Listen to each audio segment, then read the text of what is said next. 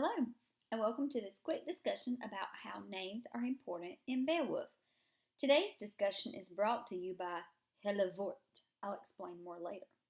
So, Beowulf's name is literally bear and wolf. Beo is the Germanic form for bear, and wolf is, as you can see closely, wolf. So, as you can see, Beowulf's name is Beowulf, which I don't know of a more fearsome way to describe yourself than to say you're part bear, part wolf, because you've got the big claws and the fearsomeness of the attack of the wolf. King Hrothgar's name is similar. His name is literally Glory Spear, which means that he is to be honored and also to be feared.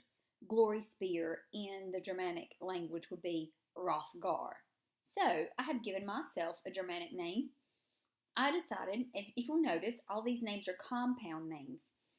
They come in two parts, like bear, wolf, glory, spear. I decided that if I was born and made Queen Bright during the time of Beowulf, that I would be Bright Word. Bright, well, because it's convenient. It's my last name. And it means, like shining bright. Yeah, okay, just roll with it.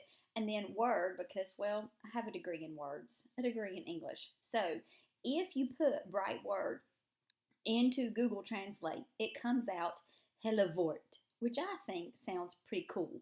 So for the purposes of this lesson, I will now be Queen Hellevoort. Yeah? So I want you to do the same. I want you to choose yourself a warrior name. It's got to be a compound name, like Beowulf, Glory Spear Hrothgar, or Bright Word Hellevoort. It must also reflect the values of the Anglo-Saxon culture that you read about in your research in the introduction for Beowulf. And it's also got to be translated in German and sound really fearsome when you say it. So what I want you to do for your initial reply to this forum is to, number one, tell us what your compound name, warrior name would be. Number two, give it to us in German first. And then after that, give it to us in English. And number two, if you'll tell us a little bit how you think that would reflect not only your characteristics, but the values of the Anglo-Saxon culture. For your secondary post, I want you to think about how we can relate to Heret, which is the Danes' mead hall. Now, as you may recall, this is where the story of Beowulf would have been told if it were just any sort of story told by the traveling bard. And remember that it's a story of a bunch of men in a mead hall who are going to be eaten by a monster who comes to the mead hall. Kind of reminds me of the movie Outbreak. At the opening scene of the movie, there is a sick person in the theater who coughs and spreads the pathogens to all the other people in the theater. So if you're watching the movie at the theater and somebody coughs, then you're automatically putting yourself in the place of the characters. Well, that's what would be happening in the Danes' mead hall of Heret. They would be in the place, any mead hall actually would be in the place of the characters who are there.